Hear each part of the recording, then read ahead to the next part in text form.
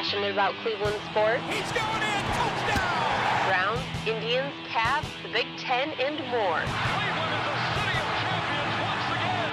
Andy and Jarid, Cleveland and beyond. Swinging it line to deep right. Here are your hosts, Andy Billman and Jarid Watson.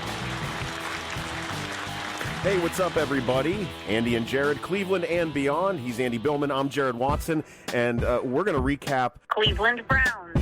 a strange Browns win. I think we can call it strange because there were times today where it didn't look like they were going to pull out the victory. And man, it's one guy that seems to be leading the way when it comes to grinding this thing out, and it's Baker Mayfield once again with an amazing game. Crazy touchdown pass to begin the game.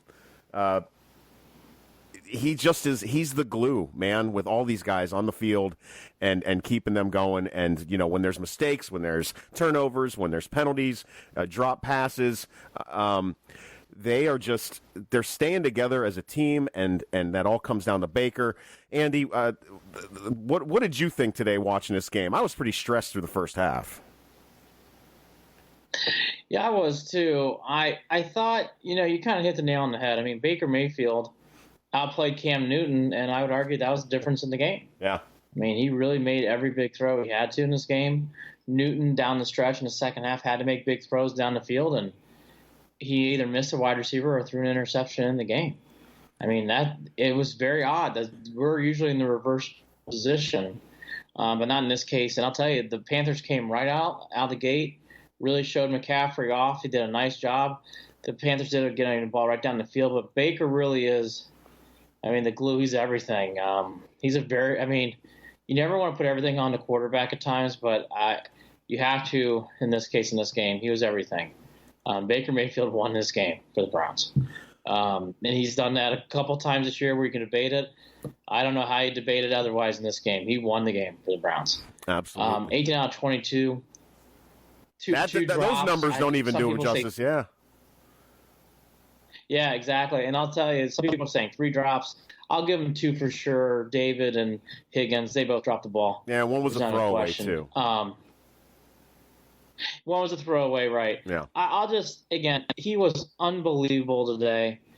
When the Panthers scored like that, to come right out and throw the ball to Perriman, the way he did, and I'm jumping all over the place, but Perriman's another guy. You got to keep him happy. He has become a nice little nugget for this team. Really plays well in big spots. But Baker was the difference today. Whether he's throwing the ball deep, whether he's throwing the ball short, every throw he had to make, Baker made. There was no drop off between halves. He was just as sharp in the second half. In fact, it wasn't for a turnover by Landry. I think Baker would have had better numbers. He really in the third quarter, the Browns were never on the field. Third quarter was rather frustrating. But it was a grinding quarter, and the Browns gutted it out. I'll say the third quarter was a quarter in this game. You kind of feel the game slipping away, but they gutted it out. They somehow stay alive, and you could just feel after that the Browns had a real chance not only to keep the game close but win the game, and they did. The other guy, too, who had his moment there with the fumble. Landry was very good today, honestly. He had 2 strong carries. Both were huge plays. One was a touchdown, and the other one set up the game-winning touchdown to Chubb. So Landry really had some moments. I have no idea what he was thinking, keeping the ball with one hand on that fumble play. He knows better. I was stunned when I saw that replay, and he was palming the ball with one hand, running the ball around. It's just asking the ball to get stripped, and it did. The pass attempt, that goes on everybody. Freddie Kitchens drew it up, so I'm not going to be too hard on Landry there. Yeah. But, that was we all agree. What are they got to stop doing that. I know. I'm not going to get too much on him today because I like what Freddie Kitchens does on offense. I really do. I love this small wishbone things that he does with Landry. Right. I think that's smart. I would rather see that done with Landry and not being seen done with our quarterback. And that's what I like about it. I don't want to put Baker in danger. I don't want to do that. But I love when you see Landry coming out like that and running and gutting through the offensive line. I love it. I think that's very smart. Basically going misdirection with Landry twice. Hey, you may want to start doing that more. I mean, both those times it really worked. And again, Landry, aside from the strip fumble, really had a great day. Nick Chubb's not going to get sexy award points from most, but if you watch the game and know his team, Chubb is just a stud. Again, 13 carries, 66 yards, 1 touchdown.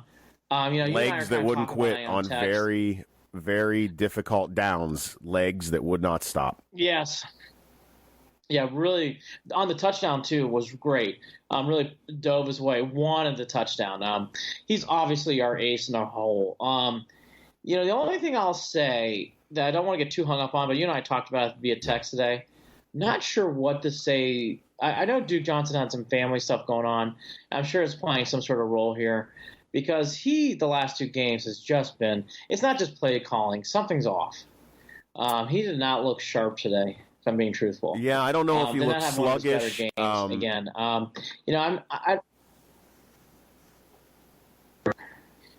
Did you lose me there, Andy? I apologize. And anyone who's watching right now, we may have some technical issues with our audio. Yes, yes, we are. It's like raining. It's like raining down. Are you back now? I think I'm here. Am I here? You are here. I hear you now. Nice and clear. But going back, Duke Johnson really is going to have to figure out some. I don't want to get too harpish on it because I can see now Chubb can handle all this stuff. But at some point, someone's going to have to. Maybe it's Landry on what I was seeing here today. But this whole thing with Nick Chubb doing everything as a running back, don't know if that can last. But so far, so good. We mentioned Perryman. I know Higgins had and it was a terrible fumble. By the way, Luke Kuechly, he's great, right? For the Panthers, I was really impressed with Luke Kuechly today. He's a very not that I would think opposite, but I thought Higgins, even in that moment, I thought it was great that he had a big bounce back catch. You fumble the ball away, you can put your head down and pout. That's something we saw in the past from Browns. I'll mention Greg Little especially. Greg Little comes to mind immediately. Oh, yes. Every time he would make a mistake, I just made me gag. Out. Oh, yeah, you remember those moments where Greg Little do something and all right, we'll see Greg Little next year. I mean, not only will he not be in this game today, he will not have a moment anymore. But, it was nice to see that from Higgins. So, you can see these things starting to develop. I know a lot of people today after the game had a lot to comment on the offensive line. I'm going to say they did not have their best day, but I didn't think they played poorly either. I know Greg Robinson had a hard time. He had a lot of penalties again today. He's obviously a lot of holds. J.C. Tretter's injury is also playing part in this, in my opinion. I know today was the first time there's a lot of comments from people who were at the game saying you could see Tretter really having a hard time getting off the field. I've learned over the years when you have someone like that, and I think Tretter is that. I'll tell you guys, I think he's that important that they're making him play. Because I think if they had someone who could fill that role, Jared, I don't think he'd be playing right now. Well, this is the first time. This is the first time that we've seen a Browns team where players are fighting to stay on the field, Andy, and it's because it's not just Tretter that's hurt right now. There's guys, the torn biceps. There's other issues that are going on. There's a lot of hurt going on with these guys, and they're fighting to be out on the field. And that's just something that guys don't ever come to Cleveland and do. No, agreed. Again, more the Greg Little moments, but not really today. The game was very, now going back to the game itself, very intense game. The things that really did get to me, though, we were talking about more positive. Here's some things that, obviously that kept the game close. Penalties and turnovers again today were both, I thought, negatives for Browns. Yeah. I thought what also though helped the Browns is Carolina shot themselves in the foot with bad penalties in big moments in this game. It felt like Carolina at one point in the third quarter was going to take the game over, and they just had penalty after penalty after penalty that just really slowed the drive down, and they ended up just getting a field goal. I thought that was key in this game. And the turnovers again, I don't want to freak out yet, but we've had a couple games now where turnovers were pretty decisive. The Texans and the Panthers, aside from that late pick by Cam Newton, it was pretty much one-sided. Can't keep living on the edge like that. need to get that back on your side. So they went 1-1 here. They lost the Texans. They beat the Panthers. I don't know how many more times, Jared, this team can survive not winning the turnover column. Yeah, poor decisions with the ball seem to be the issue with the turnovers today, and that's something that I think Greg Williams is going to lose his mind over this week. I mean, the picks last week were difficult, but that was something that Baker had to overcome on his own, and he did in the second half of that game. Because if you talk about the first half of this game and the second half of that game, you're talking like 530 yards passing for Baker. So he figured it out and fixed it. Now we just need those guys. And again, it comes down to, I told you when we did the preview for this game, keep your eye on the turnovers and the penalties and see if they grew. And I don't know that they necessarily did. They still look like at times like a sloppy young team that needs to get their S together, and it just is going to be the nature of this beast. Can they hold it together though, when it counts, which is going to be primetime football next coming week? We'll get to that obviously in a little bit, but man, you have to tighten that up.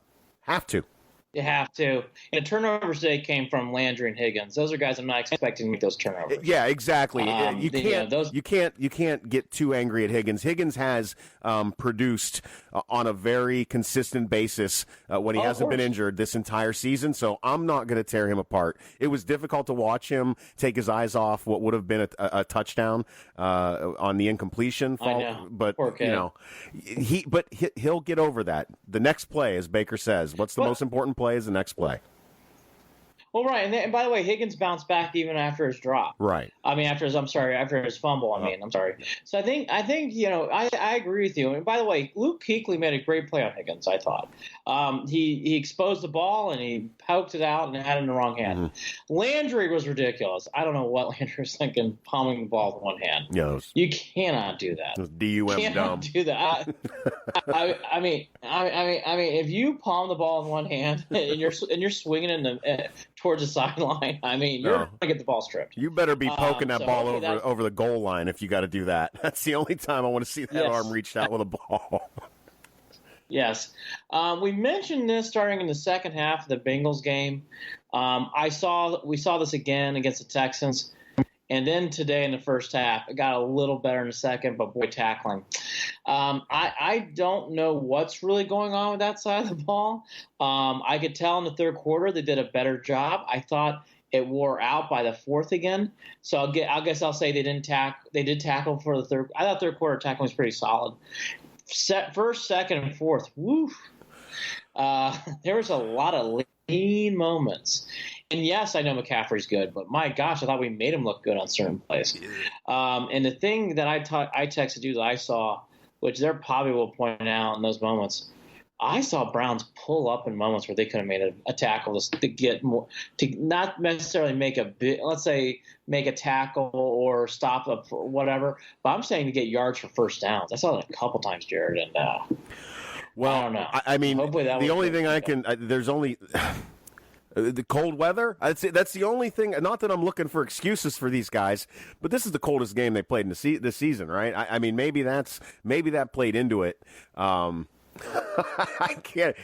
That's the only thing I've got, Andy. There's no other excuse. Not that that's even a good excuse. Where I saw issues today early on, it was driving me nuts, and that I felt was the biggest problem was on linebacker play. I felt like they were that especially Jamie Collins did not have a good day today. It didn't seem.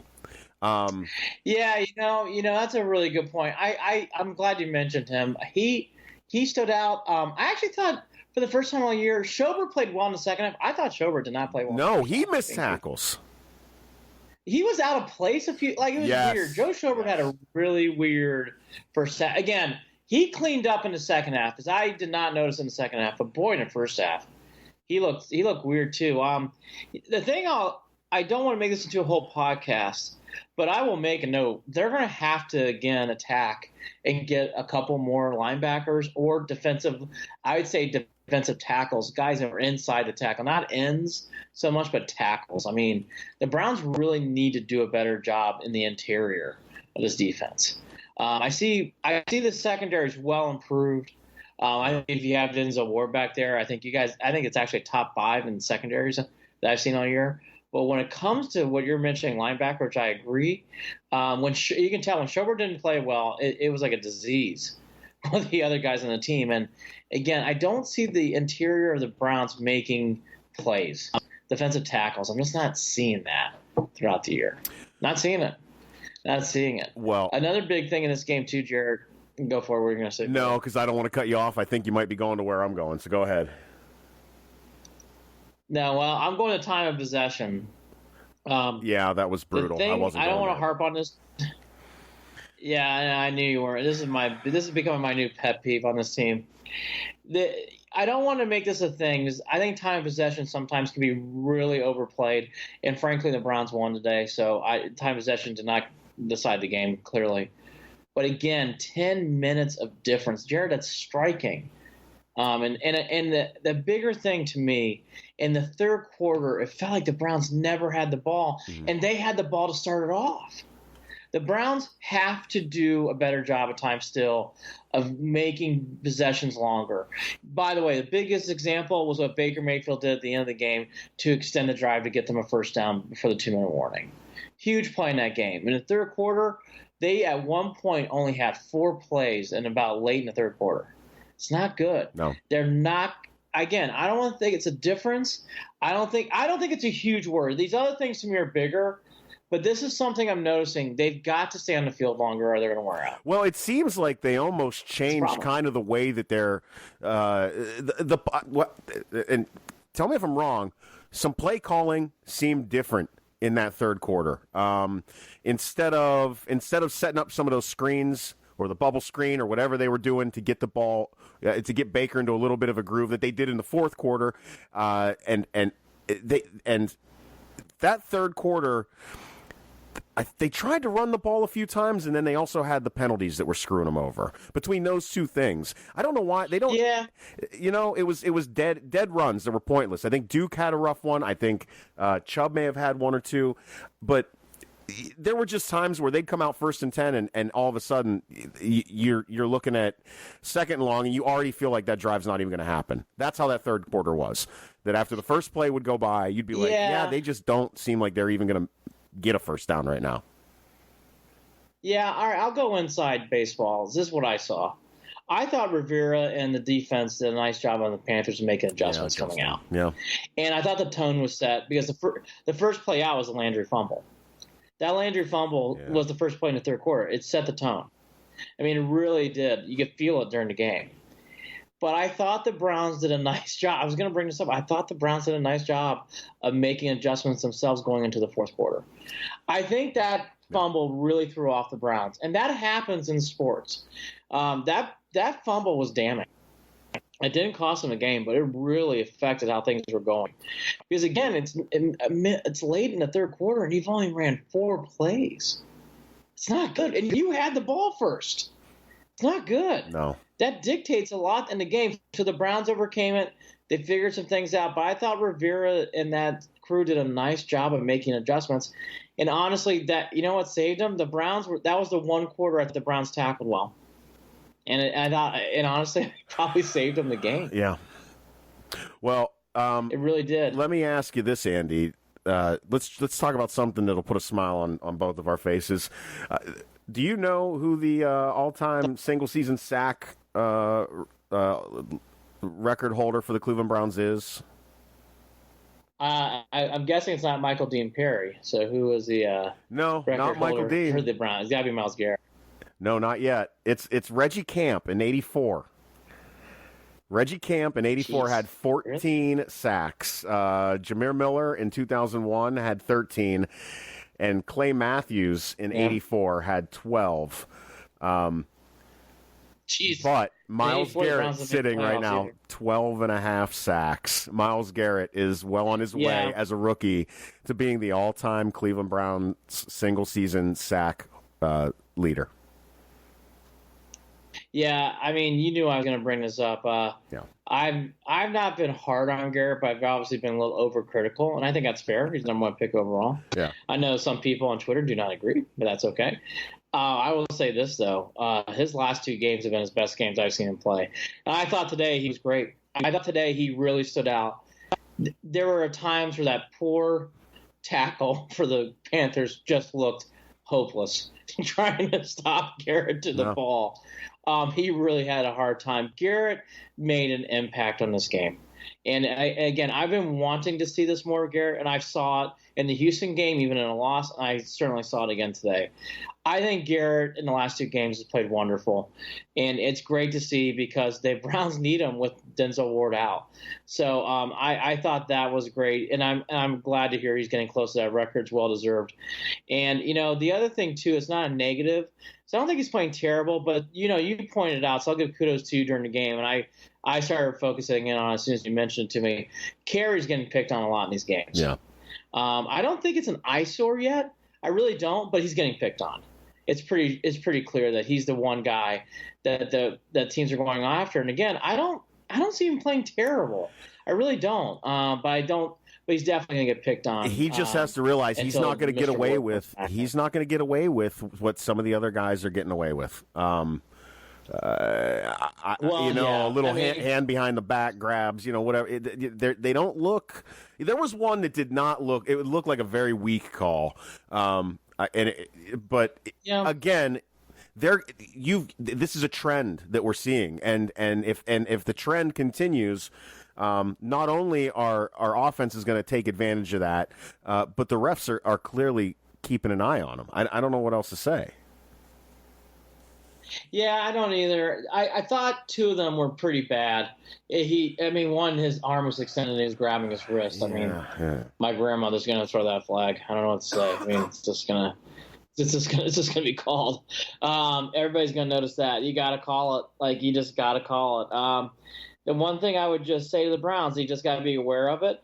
But again, I don't think it's an issue. I just think that's the guy now who's definitely been circled out. And you were the one to point it out, so you're right.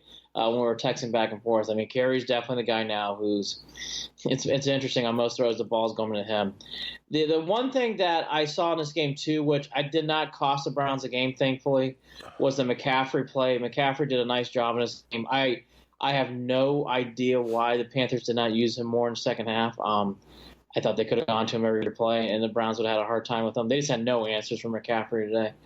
They really didn't. But again, he had to go the ball. Norv Turner's not that kind of coach, as we all remember here. He has to go down the field, and that's what he did. And again, that was the big difference I saw in this game, Jared.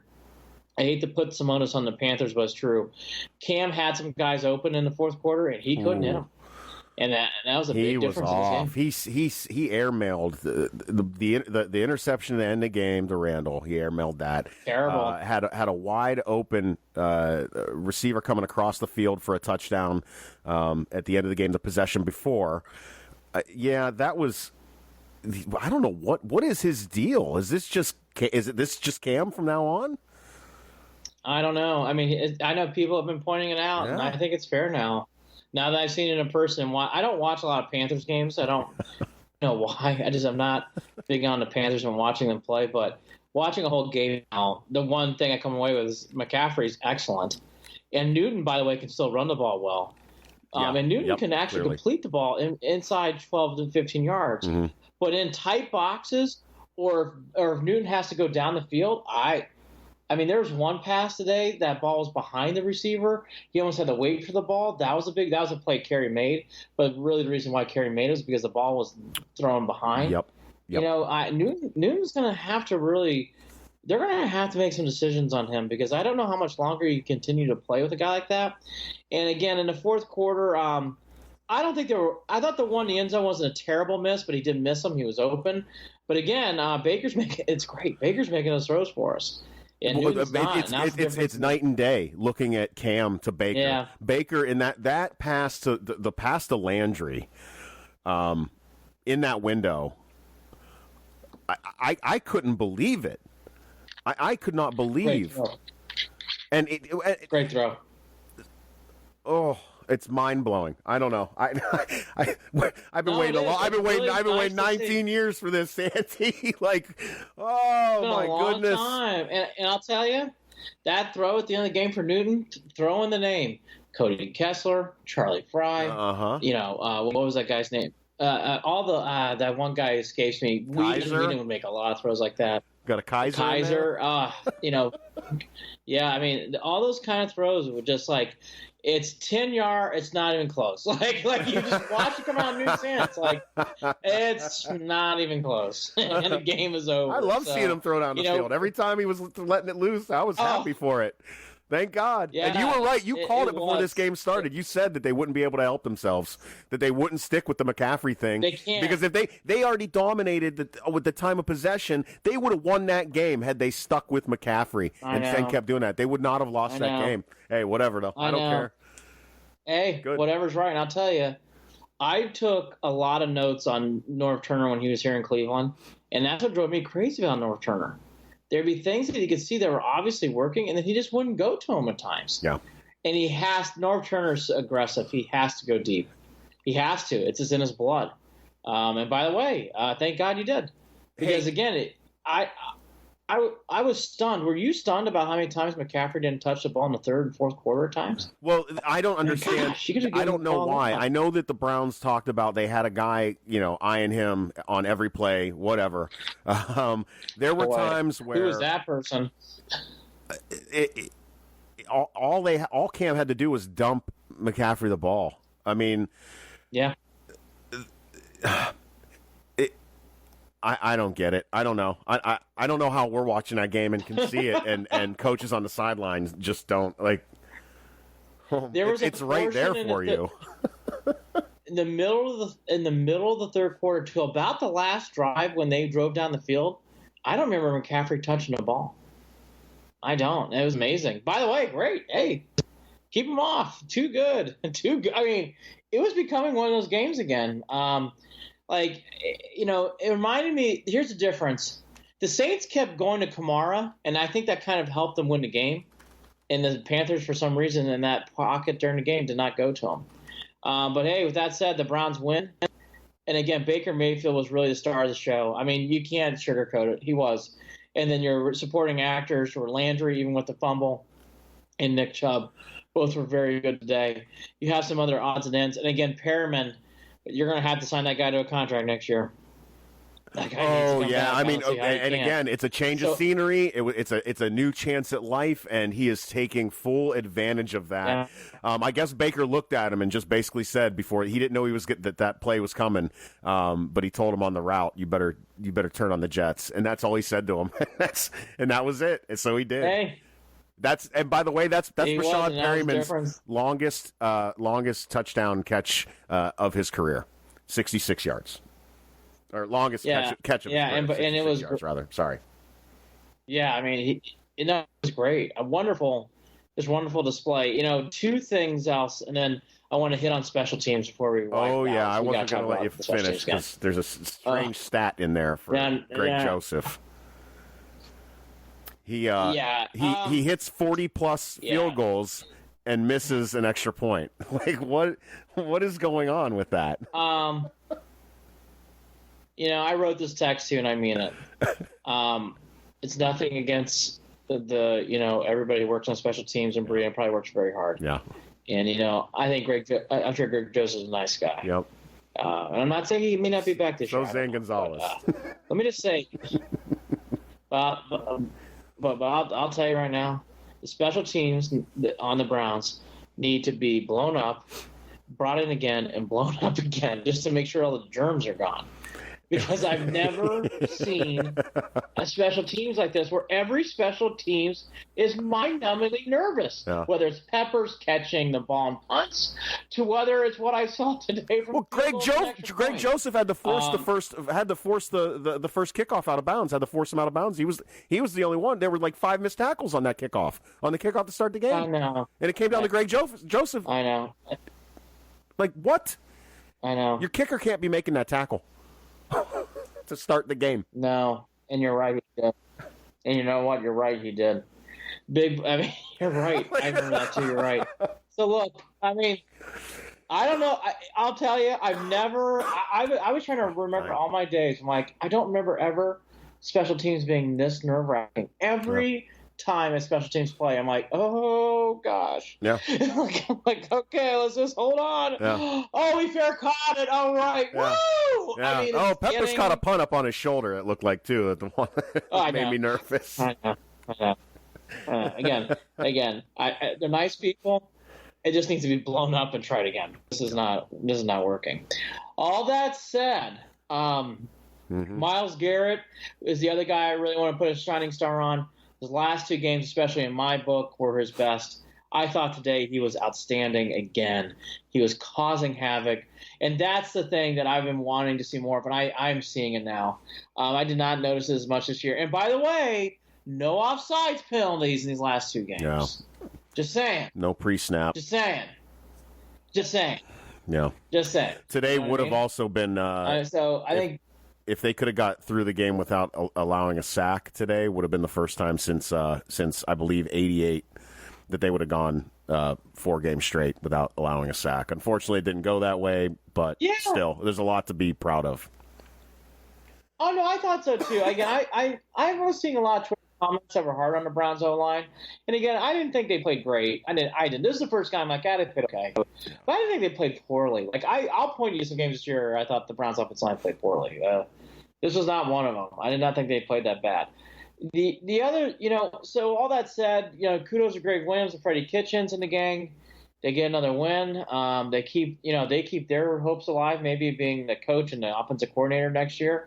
Time will tell on that. I don't know how much you want to do on that today, Jared, but I will say I think they're fainting hopes. I still think that loss last week was hard. I think the bigger question now is, which we'll go into the league here in a second, the Browns have this weird hope of maybe winning the division that I kind of noticed too, and I saw. Well, they might trip and fall into the playoffs. Just think about that. Well, our good old buddies, the Raiders, helped out. For people who didn't notice, the Steelers lost today in a 3 terrible straight. loss. And I'll tell you, they also had field goal problems. Their field goal kicker missed multiple kicks again today. By the way, we would love to pass that disease on to the Steelers. Not a better team for them to have. They have real kicking problems. They do. It's actually just about as dire as the Browns. Yeah. They had a kick block. And they missed another field goal today. So, the Steelers now come into this last week, and the Ravens lost to the Chiefs. Chiefs had a great comeback win. Should have won in regulation, but they missed a field goal kick to win the game. But they came back and won anyways on a field goal kick, ironically. I just think, before we harp back on the Steelers, here's the reason why I'm not going to spend too much on the Ravens, because obviously the Ravens still have a far better record than the Browns. I think Lamar Jackson, you're starting to see, he's a good player. Love his running ability, but he got hit hard today against the Chiefs, and he's starting to get knocked around. I don't know how much longer that's going to last. He's a nice guy. It reminds me a lot of RG3, Jared, when RG3 had a wonderful rookie year for the Redskins, and then he had just absolutely hit so hard against the Seahawks in that playoff game. And really, he's never been the same. Lamar Jackson, you're starting to see those hits. Well, I mean, you can only scramble for.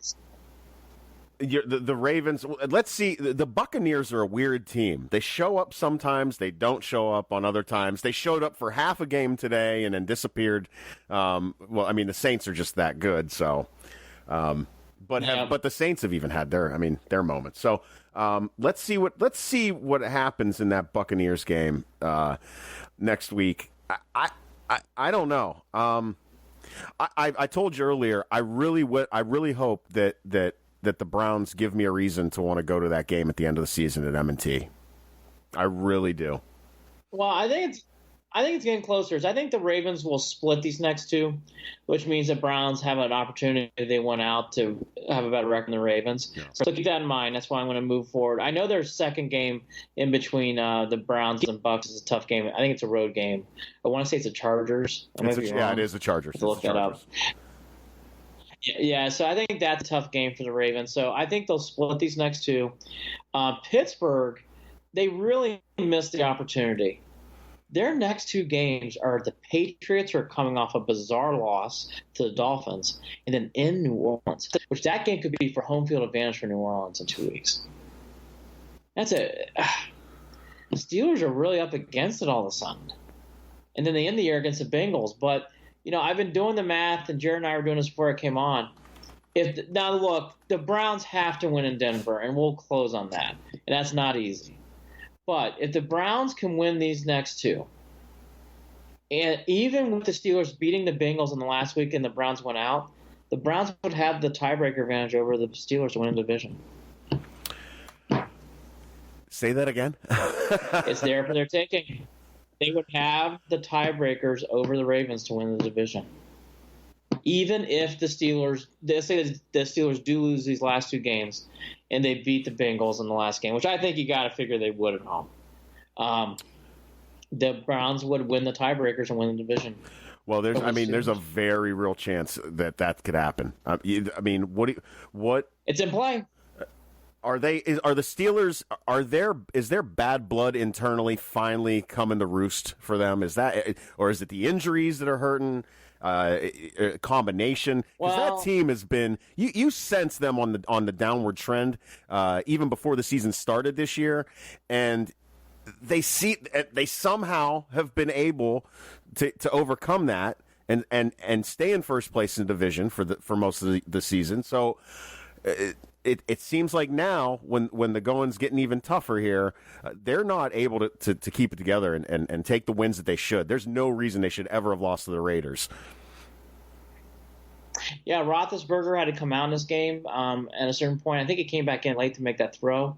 I think it's a combination of things. I actually think, though, is we've experienced it's laughable, but when your field goal kicker misses field goal kicks, it can really, as we experienced in the Saints game, it can really affect you. And the Steelers have that problem right now. And on top of it, they're not getting enough from other people that they're used to getting it from. Le'Veon Bell not being there, I think, has finally caught up with them. I do agree with you. And again, I think this team is getting older. And it's not as easy anymore. And I'll tell you, could you imagine if you beat the Raiders, all these things I wouldn't have talked about, because the Steelers would be able to control too many things to win. But can you imagine if they lose to the Patriots and at New Orleans, which, by the way, is not crazy. Not crazy. Can you imagine? No. I mean, it's there. It's in play. Well, but I want to flip the script to our guys. Yeah. That Saturday night game, Jared, is going to be very, very hard. I don't have a good feeling. I think that's going to take a lot for the Browns. I want to sit on it this week. I'm in your camp right now. I think that Saturday night game, it will be interesting how I feel as the week goes on. But I'm telling you, that is going to be a tough game. The Browns, for as long as I've been a fan, they never win in Denver. Never win in Denver. Never. I hate Denver. That would be such. I hate them so much too. I'll tell you, this ruined my got childhood. a lot of juice to it already because. Ugh. Yes. We won't go down that path tonight. But I'll tell you this. That game, I think, is the game that they need to win to prove themselves to be playoff ready anyways. So that's another thing to it. But I think that game is going to be tough. But, boy, if the Browns could ever do it. And they can. I will say it's winnable. It's not impossible. It's winnable. It's just going to take every bit of effort. I get the feeling, Jared, that game, I will say this, I think that game comes right down the wire. Right down the final second. Don't you think? I don't think it'll be a blowout one way or the other. No. It's going to be close. Craig Joseph coming out. They can't. They can't. No, stop. Listen, as long as it's 40-plus yards. If it's 40-plus yards, he's good. I'm not worried about it. Anything closer, then there's an issue. So I don't know. I know that we're gonna do a preview show, later on in the week. But if I have to think about this, what I think it's going to come down to is how they come out. If they come out tight and looking like they did. Did they look tight? Was it the Titans or the Texans game that they looked? They looked like they were off. Everything was off. I thought it had three characteristics. Houston was really that good and really on fire. By the way, they lost today. Finally. No. I thought the Hugh Jackson PR push was really. It didn't cost them a game, but it definitely threw them off. And then 3, I thought you kind of hit on it. That was the first game they did look tight. Hopefully that will get them more ready for the Denver game. Well, I think that they'll be able to play Denver's loose. not as good as the Texans. If you can't stay loose and ready for a primetime game on a Saturday night, in front of a national audience, I think again, I think that this comes down to Baker. And I think that this is a time where he wants to shine. So as much as I don't know, that makes me feel a little bit better when you think about it. When all the lights are on, he wants. No, I think it's a big game. It's a big game, but I would have felt this way anyways. But with what happened today in the Steelers-Raiders game, it's not crazy now to think the Browns can do this, only because the Steelers have to. And I'll repeat this too, though. I will not have a good vibe if the Steelers beat the Patriots on Sunday. The Steelers need to lose these next 2 games. Well, they are possibly going to have James Conner back, for Week 15. So that's kind of a bummer. But the Patriots are coming off a loss today that was shocking. They call it already. It's already called the Miracle in Miami. A game that they shouldn't even have lost. No, they shouldn't have. But I'll tell you, it'll be interesting to see. But again, I think the Steelers will beat them. I'm going to be just proactive. They'll beat the Bengals in the last week. They have to. So they got to lose these next 2. I think they got to lose these next 2. But I think that's very possible. Because I think the Saints, I guess you can kind of guess my vibe. I think next week's game is a big, big, big, big, big game if you're a Steelers fan. I think it's your season. Because if you lose that game, there's a lot of Steelers fans on social media already losing their minds, thinking that it's over now. They've already jumped ship. I'm seeing it. Fans. I know. I hear you. I wouldn't jump ship yet. No, but I'd get the lifeboat ready because I know what they're thinking. I'd get the lifeboat ready. No, because you know what? We can always end up having another crazy 350-yard passing, miracle touchdown, game-winning drive from Ben Roethlisberger. Like we've seen it. We know. Oh, well, right. Well, you have to think the Steelers have to get up for this. It's a 4:25 game. Pats Steelers, CBS, big game. It's a juicy game of next week, in my opinion. Yep. The Steelers will be up for that game. But the Patriots will, too, as they just lost. And the Patriots need that game. And I think that they'll love to rub their nose in it if they can. Kind of in the same fashion that they did with the Chiefs this year. Oh, the Chiefs are the team this year? Yeah, we got that. That's the Patriots. That's the Belichick way. I know. Again, it's a big. We should pause there, as we'll do more of that on Friday. Again, a great win for the Browns. So proud of Baker Mayfield, Nick Chubb, Myles Garrett, all the boys. Those guys really come to mind. They really stood out today. And in Landry, even with the fumble, Landry had a wonderful day. And I give Freddie Kitchens a lot of credit. I thought he did a nice job calling the offense. The defense did just enough to win the game. And that's sometimes what it takes. And that's what happened here today. Another stat from Baker Mayfield. He 8 different receivers, and I think he's done that almost in every game that he started. He spreads the ball around like no other. Yeah. Spreads the ball around like no other. No, he's great at that. When Orson Charles caught the ball, I was like, what? How did Baker even? Where's Orson Charles? What? Okay. I know. Okay. Does the ball. Like he finds a way to get the ball. And we also, this is another thing where we're talking about Jarvis.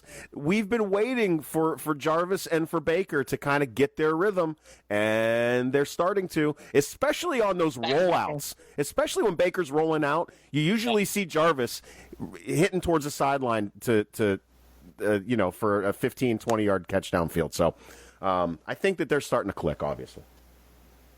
Oh, the Landry they're starting to really hum. Let's go quickly around the league. Yeah. And I just want to hit on. Actually, we'll probably hit on most of these games here real quick. So this was a great lineup, actually, as it turned out to be. I'll start with this game. It sounds like a clunker, but I thought it was interesting. Sam Darnold who we don't think about here in Cleveland because Baker's really taken over. Darnold had his first great game. I thought it was a Jet. He came back with a fourth quarter comeback to beat the Bills. That was a great win for Sam Darnold and the Jets.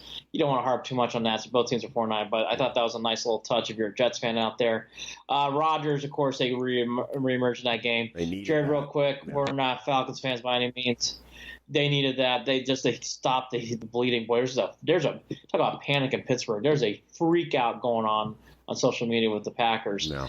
With that said, if you're a Falcons fan, I know I'd feel this way. Are we ready to fire Dan Quinn? Because I would be. I think you have to. I think you have to too. Because this is an underperforming team, and it's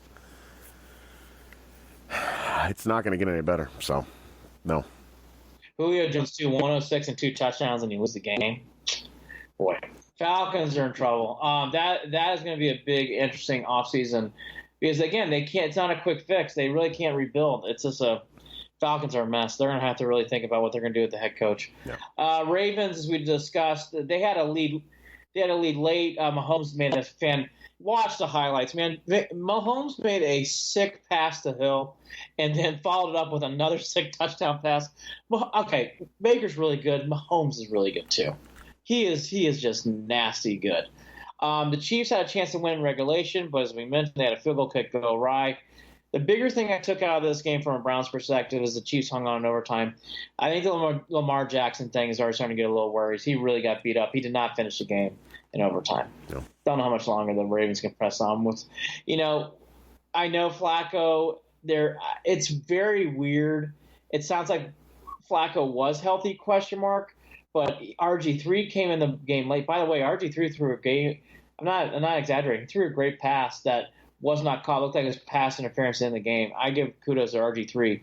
Came off cold off the bench and make a great throw to end the game. Just didn't get caught, and then the penalty wasn't called.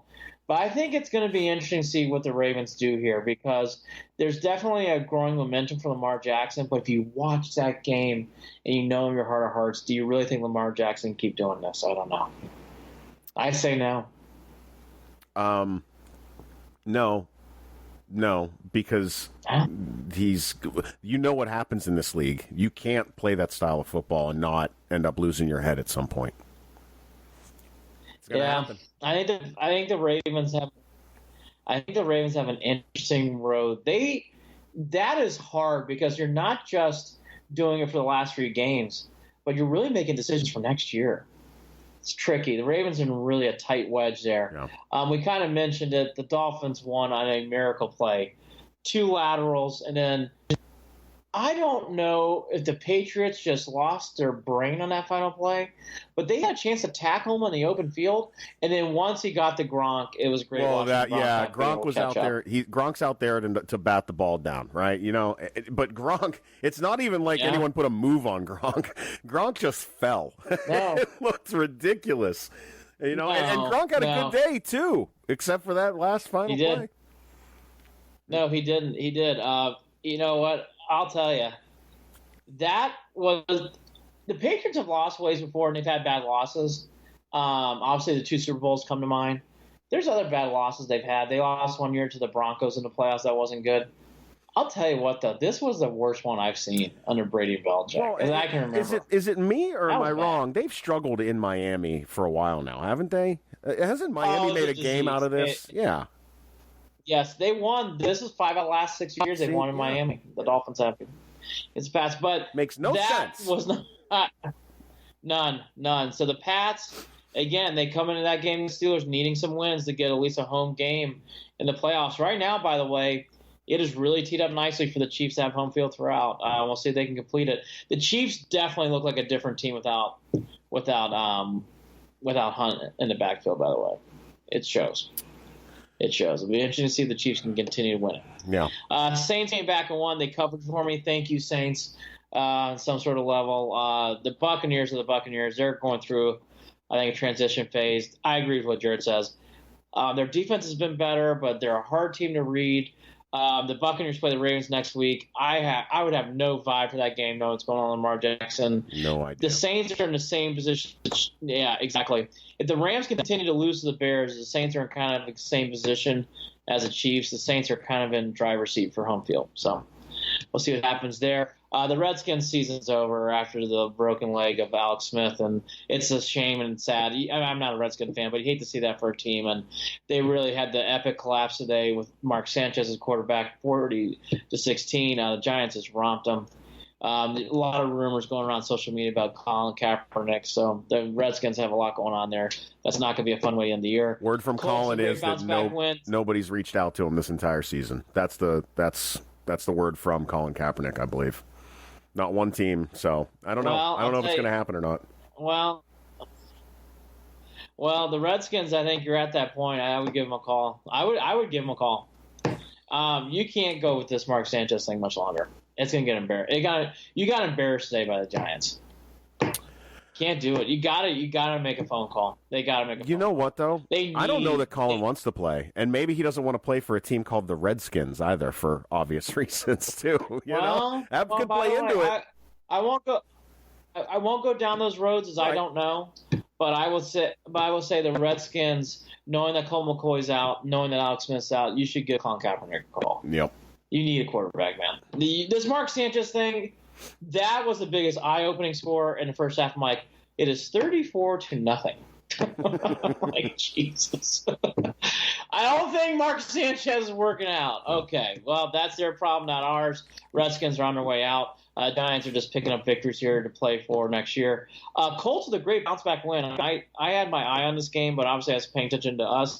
The Colts really playing well after a bounce-back loss to the Jags.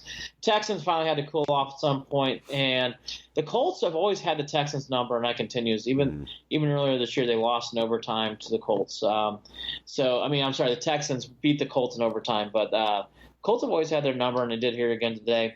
The Chargers gutted out a win. They were down late. They came back and won. I'll give this. I can't stand watching the Bengals. I don't watch them play, but I've got to figure Jarid, that quarterback, is playing, is doing a decent job. They've been in these games. They're not winning them, but they've been competitive.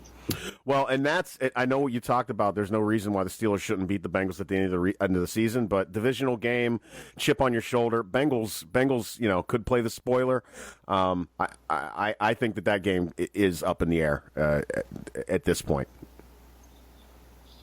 Not crazy to say that. We kind of touched on the 49ers. We play the Broncos next week, so we'll save that for Friday. Cowboys was another crazy ending. Back and forth. And then it was a fun game to watch. And at the very end, in fact, I was watching Purdue basketball. My boys were like, change it back to the Cowboy game. Like, but I want to see what's going on at Purdue. But we end up watching more of the Cowboys game at times. But anyways, the Cowboys with an interesting victory as Amari Cooper. Boy, I'll tell you what. He did not play this well for the Raiders, so I'm not the only ones. I've seen other people write this. But I'll tell you what, this is the Amari Cooper who played the first year and a half in Oakland. 217 and 3 touchdowns. My God. And that game-winning touchdown for him to stay on that ball was ridiculous. Yeah, Yeah. Are you wishing we had him now? Yeah. Oh yeah. Yeah. With that said, actually, I'll be honest, Perriman's been nice. Perriman's been a nice pickup, but yeah, Amari Cooper, his career is resurrected. And you know what? And kudos to the Cowboys. It's not easy giving a number 1 pick for a wide receiver who's been debating about his effort level. So, again, kudos to the Cowboys, and they are for real. Zeke looked great today, too. Wavelength. He had some tough runs. He got hit hard in this game. Yeah. Eagles really were playing hard in this game. I don't want to go down this tangent yet, but I thought Carson Wentz looked better as the game went on. He had a nice fourth quarter drive. I'm interested to see how his year ends out and see how he plays next year. I want to hold judgment, but I thought he's had an interesting – he had a devastating injury too. But anyways, you get where I'm going. I want to see how Wentz plays next year. Yeah. That's my comment. I'm interested to see how that plays out because I don't think the Eagles are going to make the playoffs at this point. We touched upon the Raiders game. Again, field goal kicking to injuries. The Steelers had a Browns type of loss that we had earlier in the year with Hugh Jackson. That's what I saw in this game. The Steelers had a really bad loss. They are now going to have to win in one of these next two, in my opinion. I think I really do. Forgetting the Browns, I think they have to win one of these next two, and they play against New England and at New Orleans. I want to be on that. I want to be on that plane ride home with them. I would love to be on that plane ride home with them. Do you think Boswell's on there, the field goal kickers? I don't. I mean, that was that was a devastating loss. And for whatever reason in life, you always get certain vibes and whatever. And I'll end on this note for the NFL. The Rams just don't do well in cold weather, and they're in Chicago tonight, and they're down 15-6. Yep. I am not surprised about this score. I just had a feeling about this game, like, oh, Chicago in December for the Rams, not good. Not good. Yeah. I mean, the Bears have put together a good season, so I'm not surprised either. I don't see this changing. You're already at the end of the third quarter. I think that the Bears are going to hold on to this one. I do too. Yeah. I do too. So we kind of touched upon the Browns. Interesting enough, never thought this would come up tonight. We talked playoffs even maybe. So we'll do that more on Friday and leave it for that. Cleveland Indians. Changing quickly over to the Indians. There's a great article I kind of sent to you that I would suggest people to read. Buster Only wrote a wonderful article, and for one reason or the other, he really focused on the Indians and a lot of his topics. So here's a couple of things that kind of came up here and there that I want to credit Buster Only for in this article. So the trade rumors, I checked everything. Jared, I'm sure you did too. I did not see anything for Bauer or Kluber that had more traction other than just real rumors. No, that's it. I didn't see anything. That's all I saw. But the one thing that is starting to come out that I started hearing too on Saturday night, that you and I touched upon on Saturday morning, it's starting to become more and more that teams are expecting that Bauer is going to be the one traded and not Kluber. And that's starting to become more. That's starting to gain more and more steam here as we get into Vegas. And what are we thinking with that? That the Indians know what they're going to have out of Kluber more so than what they would get out of Bauer this coming season? Yes. Yeah. Yes. And the temptation lies Bauer's younger and he keeps progressing. It's tempting. And that is tempting in any kind of athlete. It's still more of a gamble. I like the idea of not gambling because it would make me feel better about some of the moves they've already made. That they still have their eye on the prize. That's what I'm taking away from that conversation.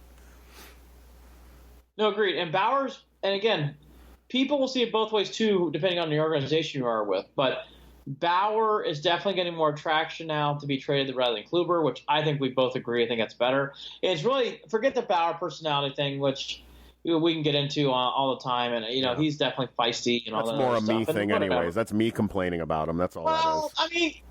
I mean, he is. And you always need an A.J. Brzezinski, a Brian Cardinal, these guys in life. I like guys. You need one of those guys on your team. They can drive you crazy too. Yeah. And Bauer certainly does both those things, no matter what aisle he's sitting on, his temperament or his drones or his analytics or whatever. But, Kluber really is a more proven commodity. Hell, the guy's won 2 Cy Youngs. I mean, come on. So it's nothing against Bauer. It's just Kluber's more proven. But, when you really read into the article, I thought he made a great point. People got to remember, too, you have Shane Bieber, Clevenger, Carrasco, which we'll get to in a second, and either Bauer or Kluber, knowing you have Salazar, knowing you have Cody Anderson, knowing you have other guys. Cody Anderson hasn't pitched in a year and a half, but his Tommy John surgery rehab's now complete, so he's going to be a game again. You just have guys back there who can go as that's your 5th, by the way.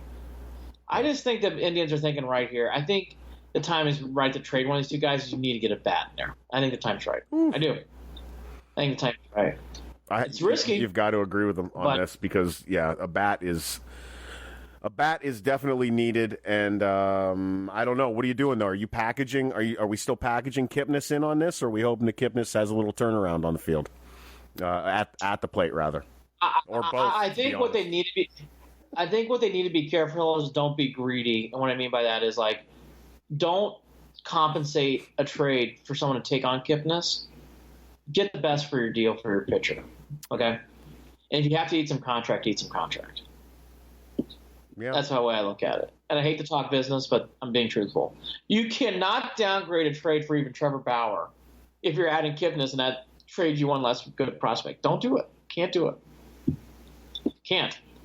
If you're doing that and you're doing some sort of fancy three-way or you're evening out the prospects, whatever, but you can't take a hit on the trade because you're having someone take a hit on the contract. No, I agree. Right? It can't be a gamble. It's got to be a sure thing, I think. Yeah, and to what you said, anything in the 7, 8, or 9 would be great for a bat. Anything. Left, center, right, to me, no difference. Just get someone who can hit, who can play one of those positions. Yep. The other thing, too, that I thought came out that you and I kind of touched upon, but Buster really hammered it in this article. The Carrasco play here, I guess what I learned from reading this article is Carrasco not only has shown a want to be in Cleveland, he reached out to the Indians personally when he heard about these trade rumors. Proactive. Saying, hey, can I? Yeah. I for everybody out there, I was always been a Carrasco fan. I am now a huge fan after this article because Carrasco's all in on Cleveland. Wonderful to see. Cookie's now signed through 2023. The last year's a club option, by the way, which is, boy, who does that as a free agent pitcher with leverage? So Carrasco is so all in on the Indians, and all that signals is he is going to be here. He will not be traded. Wow. So if you read any articles out there that mentions Carrasco, they are false. He's not going anywhere. No, I hope it's contagious in the clubhouse. I do too. I want that family feeling again that we had 2 years ago. You know, I felt like it was missing a little bit last year, and Carrasco is going to play a big part into that. Frankie Lindor is going to have to take a bigger leadership role this coming year too. Well, you're right, and I'll tell you, Carrasco really set the tone with this. That says a lot about a guy when you do something like that. So Carrasco, kudos. And even Antonetti made a comment saying he understands and appreciates what he did there. Mm-hmm. So, again, for Carrasco to read these articles, have his agents reach out to the Indians out of nowhere saying, hey, can we talk about a contract extension? So I don't want to be traded. I mean, if you don't think Carlos Carrasco's here for the long run, you are drinking the wrong juice, man. Because this kid's all in. So I thought that was a really nice article. Again, Buster only. I would read it. I think it's a great read. It'll make you feel better about what's going on next year for the Tribe. Also, the other thing you kind of read in between the lines there, obviously the Indians are very feeling good about taking hits in their starting pitching and still thinking they can win the division. So obviously the Indians are a thing that kind of passed quietly, but I thought it was a big deal.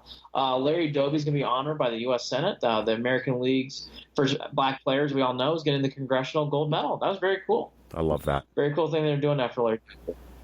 I do too. So Doby's getting a lot more press, which is cool. I meant to touch upon this on Saturday, and I got lost. Luis Valbuena and that car accident. I apologize. Hey, Andy. I want to give this part some justice, and you cut out a little bit, so I want to make sure that everyone hears. I didn't want of all times to cut out. I didn't really want it to cut out over this portion of the show. So go ahead again. No. Yeah, no worries. So Luis Valbuena, who kind of came in with the Indians at a time when they were still they were in the wedge years, and Luis did not hit the ball very well, but I remember him playing. I don't know if you remember him, Jared, but I remember Valbuena coming up, and briefly. It's really come out now that he really got it was terrible what happened here in Venezuela. He and Jose Castillo were both killed in a car crash. And basically what's been found out is bandits, they're basically calling, which is a proper term, through things on the highway to have them stop. That's what forced the crash and Caracas. And then they robbed them while they were laying there dead or dying. So just so sad to hear. And again, I follow the Indians religiously, and I just remember Luis Valbuena coming up for the Indians.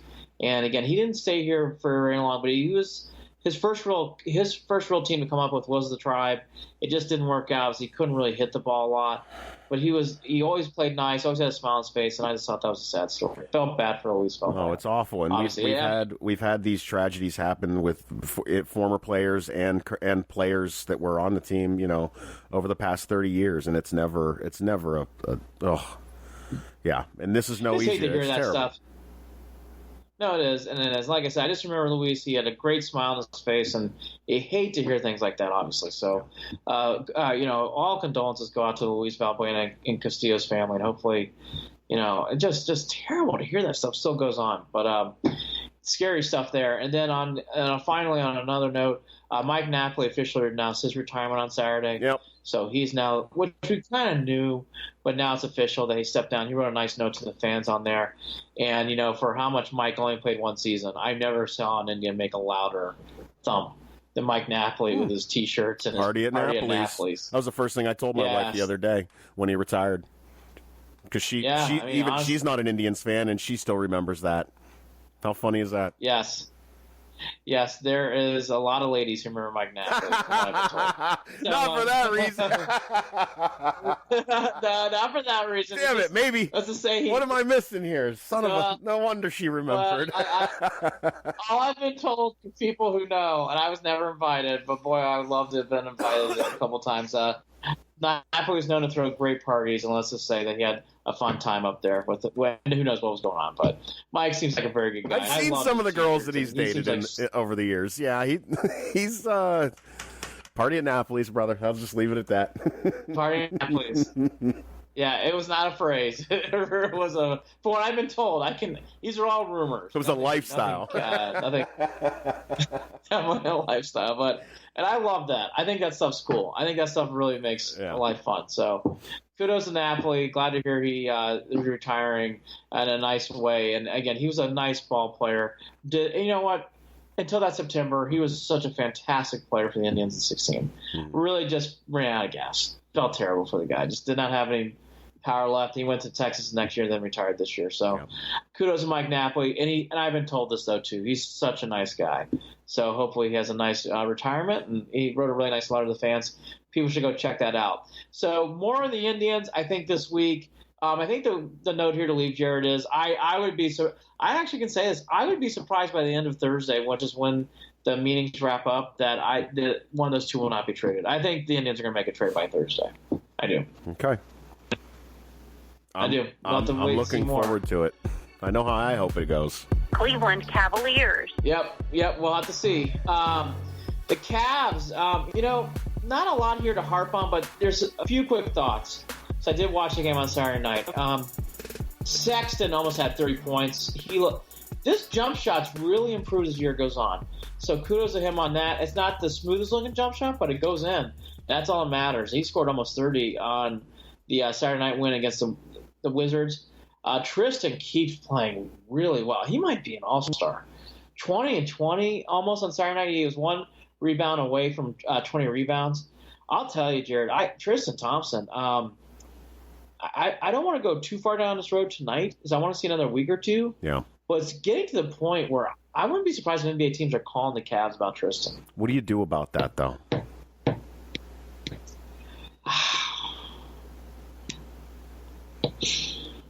I know. I think it's going to be really I mean, because in the back of my mind, I worry that the whole reason that he's playing this well is for that purpose. Last year was not a good look. I mean, it just was not a good he did not have a good season. It was not a solid year for him. No, it was obvious.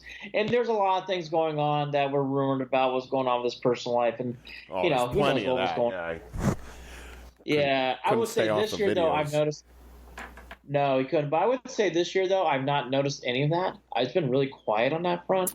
But I'll tell you, let's give it another week or two, Jared. I think I just know how sports works. If he keeps putting up these kind of numbers, people are going to start calling. Yeah.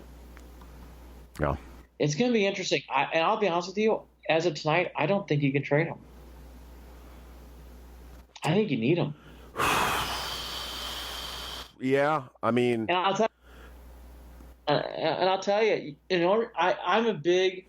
We'll do this on a better night. I'm a staunch believer in not tanking all the way tanking. And what I mean by that is I just have observed the Bulls ever since it was what's going on with Jordan and when that whole team broke up. And I just, from the Nets to the Knicks, all these teams who do this stuff, it's never quite a guarantee. No, and you know what else, Andy? Some sort of. When you do that, are you not killing the culture and the heart of what the team is, too? And that's a hard thing to build and find. So if you can grind it out together through these changes, I think you're going to come out a stronger team with a little more cohesion than you're going to get if you completely blow it up. Because everyone disappears at that point. Everyone. You know, when you can tell it's a complete tank job, everyone disappears, and then you're left with nothing, and you have no foundation left. And at least the foundation they continue, is to grind it out together and to continue to play, even if it's not at the level that they want. I think that they have to do it that way. I agree. I'll tell you, I'll even double down. I think Tristan Thompson's become kind of the leader of this team. So, he has, I'm telling you. Things I would have said that you were crazy for a year ago. I just telling you what I observed. Yeah. I'm just telling you. I think it's gonna be it'll be a interesting dilemma if he keeps playing like this, because they're going to start calling soon. Yeah. The other two things, I thought the Cavs won on Saturday night. I don't want to harp on too much of these game to game in the NBA. I thought that was one of their best wins. The Cavs were short-handed. They had no reason to win that game, and they won easily. It was their best win of the year, I thought. Cavs did a great job. And then in my other last thought, again, I want to give it some more time. I'm starting to see a little cohesion on the Cavs. I felt that after Saturday night. I'm starting to see some little things pop in and out with the Cavs. It doesn't mean they're going to win 20 games plus, but I'm just saying I'm starting to see some things develop. I did not feel this way, Jared, the year after LeBron left the first time. I'm seeing it this year with this team. It's a positive sign. Yeah, well, I mean, that's the thing. They're part of that has to do with the fact, like we said, Tristan Thompson. There's pieces there that didn't exist the last time LeBron left. The last time LeBron left, there was nothing there for him, and that's why he left. This time around, there's this is a team coming off of an NBA championship not but 2 years ago. So there's a lot to be said for that. Yeah, I agree. I'm just saying there's more here in the shrapnel than I think what we thought 4 weeks ago. I'm looking through it. I'm like, hey, Sexton. I knew he was going to be good. I like him. I see some of these younger free agent guys they picked up off the market. We'll see who plays well. But, last night was Jones. Could be different guys each night. Okay, fine. Eddie Osman, when he limited his minutes, I'm seeing his role now. I'm starting to figure that out. They didn't limit his minutes. They didn't limit his minutes in that game. They can right now. By the way, they can. Yeah. They can. The Cavs have no choice. I meant that statement. The Cavs are so shorthanded. Yeah. It's not even funny. They are really short right now when it comes to rotation guys. So again, they're finding little things. Again, nothing more than that. They still have I think they are tied with some other teams for 6 wins in the leagues, which is the worst. So long ways to go. But I'm seeing little positives is my point. For the first time, I felt that after Wizards game. Like, I'm seeing some things here that'll be interesting. Be interesting. That's it. Nothing more. And by the way, they play the Bucks on Monday, and I think that's going to be a terrible matchup. I think that back to reality kind of thing. But anyways, a good win on Saturday night for what that's worth. Yeah, there's no way they're beating the Bucks. That's not happening. Yeah, no. If they do, holy cow, we're all going to Vegas and betting the Browns to beat the Broncos. Okay, to wrap up a few things here, I kind of did a hodgepodge of topics. After talking with Hersh Walker, I did not realize how much the voters were feeling this was a close matchup, and I would have voted Tua, but, Kyler Murray won for Oklahoma. Back-to-back Oklahoma quarterbacks winning the Heisman Trophy. I don't want to go too much on a rant on this, as I thought Kyler Murray was a very important part. He had a great year. This was one of the closest Heisman votes ever, Jared. Mm-hmm. So that tells you how the room was split. So it wasn't like I'm crazy either. It was very close. In fact, it was so stretched. You felt bad for Haskins. Haskins was a distant third when it came to voting, and that's not Haskins' fault. It's an honor to be going to those things. But so Kyler Murray wins. I would have given it to Tua. I get why Kyler Murray win, because he was the face. He was the reason to drive. We're not crazy. We saw what happened in the SEC championship game. We know Hurts can come in and do the same thing, but I'll let you tee it up from there. So I know you were on Kyler Murray there towards the end, but I wasn't surprised for it. I wasn't surprised. I had a feeling it was going to be Kyler Murray. If you're just looking at the paper, if you're looking on paper, Kyler Murray. Well, you're right. Kyler Murray, if you're just going by paper, Dwayne Haskins should have had more votes than that. But I never thought that Dwayne had a chance. There's there are a lot of blind Buckeye fans that think it's ridiculous that he didn't win it. I cannot be a part of that camp. Look, Haskins' last 3 games were wonderful, but Haskins had some struggles. He's got growing to do. He is not polished. He is not there. Yes. And by the way, I'll tell you what, he had his flattest moment against Nebraska, and that kid bounced up and played gutty the rest of the year. Yeah. Gutty after that Nebraska game. Yeah. I mean, that game, I was really getting to the point, I'm like, I am actually starting to sway here. Because I saw in Haskins, I thought it was the Penn State game, the Maryland, Michigan, and the Northwestern wins will always stick out to me. But does that mean you should win the Heisman? I've seen all these guys play. I'm telling you, Kyler Murray and Tua, they were just a level better than Haskins. That's not a slight. It's just being honest. Well, what I want to figure out is, like I said, I'm not surprised about Kyler Murray winning. You're talking about somebody. There's a lot of hype behind a kid who's a 2-sport athlete as well. There's that flashiness that goes with it. Tua didn't have the greatest game in the world, the last 2 games of the season. I think that probably hurt him as well. So it does not surprise me that this is how it went down. I thought that the early voting gave Tua a better chance at winning it. But it turns out that it didn't work out that way. And what my bigger question as a Buckeyes fan is, what does Dwayne Haskins do? What is his decision? I think he needs another year. Tell someone what to do. I do too. I'll just leave it at that. I would go back. Yeah. But I understand the money, and I want to understand you're starting your professional career. Yep. And I'm not in those shoes. Yep. With that said, I'd come back to college. Yep. I don't know. Also, we'll see. And Kyler might not even play football. He might end up playing baseball only. Who knows? You know what's so funny? It's already coming leaking out that he might play. Yeah. You know why? Because now he's starting to get hyped as maybe this is the second coming of Baker Mayfield. Who does Baker Mayfield play for? We already know. So it's great that the Browns actually have the quarterback where people are saying maybe he's the next Baker. Think about that. It's a great time to be a Browns fan. Even for tonight, it's a great time to be a Browns fan. Yep. So Kyler Murray wins. This was kind of a quiet story, but I wanted to bring it up because there's a lot of Indians on it. There's this Baseball Hall of Fame committee that selects players too, along with the writers. They selected Harold Bainsley Smith. That's not the news story here. What I found to be interesting is that Albert Bell, Hershiser, Charlie Emanuel, and Joe Carter, all Indians at one point, were on that list, and none of them made it. Is anything shocking? I mean, Lee Smith is a good player.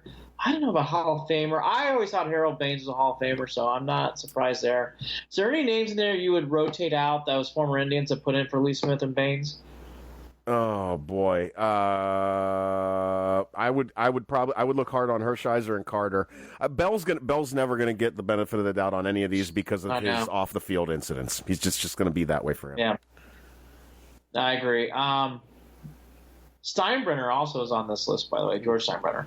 I'm kind of with you. Hershiser's got a wonderful record with the Dodgers that really does not get shined enough. He had a very long career, and Joe Carter had I think it's a Blue Jays thing, but Joe Carter's home run is still one of the more memorable moments I remember in the World Series. Yep. And he was a wonderful Indian too. So I'm with you on those two. Bell's numbers are outstanding. You hit it perfectly in the head. There's nothing to add. I really like Charlie Emanuel a lot. I just don't know if he's on that list, to be honest with you. But I'm glad. Charlie's such a nice guy. I'm glad to see him get mentioned now. Yes, he is. So anyway, they're very, very nice man. So anyways, that's the latest on that. Jim Harbaugh says, hell no, I'm not going to the NFL. I thought that was awkward. So I didn't think he was being rumored. But okay. I shared it today, and I said, good. Good. Stay in Michigan, please. I thought the other interesting thing is the timing of this when it was the week of Urban Meyer leaving Ohio State. Just saying. I thought that was interesting timing. Yeah. That Harbaugh. I don't think it's a coincidence. I'll just leave it at that. So Harbaugh's not going to the NFL, staying in Michigan. And a couple other quick ins and outs of sports. Gonzaga did lose to Tennessee. Didn't watch a second of it because I was watching the Browns game, and then I was following up with other things to do. If you want a player out there to watch who's really good, who's not on the radar in the Big Ten, Admiral Schofield. I saw him play in person last year for the Volunteers. I think he's one of those guys who might go in the second round of the NBA draft, but I think he's very good. Really? Admiral Schofield, watch him. Okay. Fun player to watch, big dude, plays hard. He sticks out in these games. He's going to be one of those names you're going to start hearing a lot of. I don't know where he goes in the draft board. I don't pay attention to that stuff as much in the NBA. But I know last year they were rumored to be like a second-round pick. I think that kid could be one of those guys that could be the next Draymond Green type of thing, to be honest with you. He's not Draymond Green. Doesn't play like that. But my point is, you just watch him play, and he plays big. Anyways, they had a good win. They beat Gonzaga. OSU won back-to-back wins. Yep. I'll go on my rant about Purdue another time. They had another terrible loss in Austin. The Boilermakers basketball team is really frustrating me. So I'll help the podcast numbers by not talking about that too much. But if people want to know, yes, the Purdue losses are bothering me as a basketball fan. It's driving me insane. And I don't like how they play at 6 o'clock on a Sunday when you're trying to do family dinners and stuff. Please schedule your games around me. That'd be great. Thank you. You've got real scheduling issues with this year's college basketball lineup. I am not a fan of these 3 o'clock on Saturday, NFL Sunday. So I wanted to watch Gonzaga, Tennessee. I would have watched that game. Put it on at noon on Saturday. Like, by the way, here's my example. What's on noon on Saturday next week? Villanova, Kansas. I'll watch the whole game. Can't wait. Can't wait. Putting these games on at 3 o'clock. Come on. Sunday? Come on. I don't know. I'm looking forward to Youngstown State, Ohio State on Tuesday. That's where I'm at. Let me just say, the Big Ten is quietly looking like still the best conference so far. Very, very good group of teams. Duke is obviously shines out still because of all the talent they have on the floor. But they did lose to Gonzaga early, so it gives teams hope. But, you can tell even outside that, like, you watch some of these results come in. Kentucky had a goofy loss to Seton Hall. They're one of the better teams in the SEC, obviously. You see these other teams kind of get pinched in these certain moments. Marquette, by the way, Marquette with a good win against Whiskey. Wisconsin lost in overtime. That was a good basketball game on Saturday night. By the way, Saturday at 5 o'clock, I watched the whole thing. So those are the kind of things I'm noticing really, Jared, in the Big Ten. But, we should wrap up on the Browns. I did not think coming in this podcast when I woke up today we'd be talking about possible playoff hunt, but because of the Browns winning and because of the developments with Lamar Jackson starting to get injured already for the Ravens and with the Raiders beating the Steelers, we're here. It's not crazy. Long road to go, but it's not crazy. And as we know, anything can happen in the playoffs. You just got to get there. And I think that Hunt being out with Kansas City is going to be a huge problem for them in the playoffs. That is not going to be the same Kansas City team in the playoffs. It's just not going to be. So, that opens it up more for New England than anybody. But at the same time, you just got to get there. One bite at a time. Woo. Yes, I agree. Chisel that out. And the Steelers need to lose these next 2 games, in my opinion. I think they'll beat the Bengals in the year. Last guess. Bauer or Kluber, who will be traded by the next time we do this podcast, or will need to be traded? I'm going to try to be as unbiased in this as possible. This isn't who I want. This is what I think, but it does happen to be who I want as well. So I really do think that it's going to end up being Bauer. I think that they're going to have trouble packaging it with Kipnis. I think it might be Bauer only, and I think that you got to get – there's going to be some teams that are going to give you as much as they would give you for Kluber that need pitching. I think that that's the way to go. Yep. I think you're right. I think it's going to be Bauer. I think if Kipnis does go, it'll be Kipnis and Kluber. You kind of hit that on the head the last week. I agree with you. Kipnis and Bauer – I don't see that happening. Kipnis and Kluber, I think, is possible. But, again, you're still going to take a hit there, here, and there.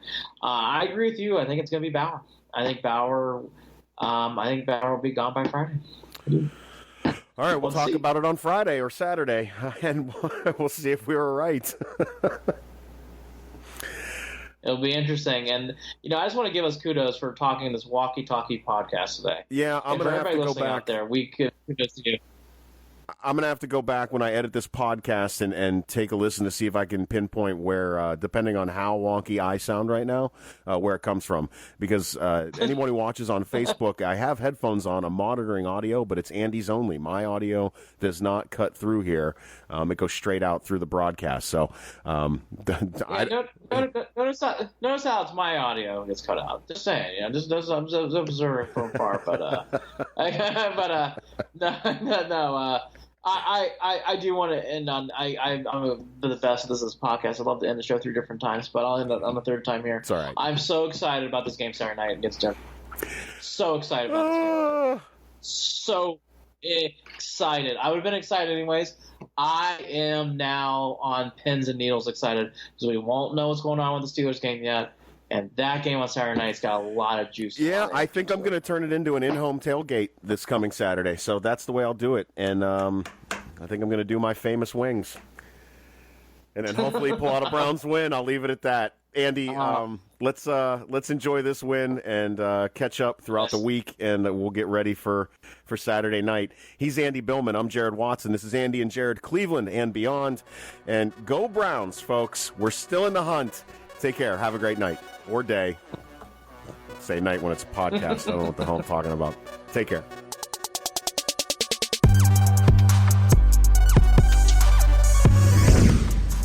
Hey, don't forget to follow Andy and Jared, Cleveland and Beyond on Facebook at facebook.com/Cleveland and Beyond, and on Twitter at CLE and Beyond. That's at CLE and Beyond. On Twitter, you can also shoot us an email, andyandjared@gmail.com. Looking forward to hearing your comments.